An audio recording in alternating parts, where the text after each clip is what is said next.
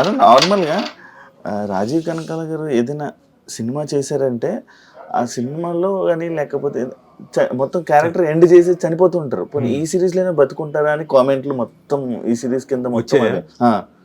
సరే, అది మళ్ళీ సరే, వాళ్ళకి జనాలకి ఒక చిన్న సర్ప్రైజ్ ఎలిమెంట్ ఇద్దాం. హోమ్ టౌన్లో అయినా బతికుంటాడా లేదా సిరీస్లో అని. సో చూడండి, చూస్తే సిరీస్ మొత్తం చూస్తే మీకు తెలుస్తుంది రాజీవ్ అన్నవాడు ఇందులో బతుకున్నాడా లేదా అని. So very interesting series. అంటే చేసిన అంటే నేను నంబర్ ఆఫ్ క్యారెక్టర్స్ చేశాను, కథ నాకు ఇందులో బాగా నచ్చి నేను వెంటనే అంటే మామూలుగా ఎవరైనా ఏం చూస్తారు, ఆ కథ నచ్చి ఆ కథలో నా క్యారెక్టర్ నచ్చి చేయాలి. నాకు కాదు, నాకు కథ నచ్చింది, తర్వాత నాకు నా క్యారెక్టర్ మిగతా. ఎందుకంటే కుర్రాడు మెయిన్, ప్రజ్వల్ అనే కుర్రాడు, శ్రీకాంత్ పల్లె అనే క్యారెక్టర్, నా కొడుకు క్యారెక్టర్ మెయిన్, ఆయన కూతురు క్యారెక్టర్ మెయిన్, నేను ఝాన్సీ గారు సపోర్టివ్ క్యారెక్టర్స్.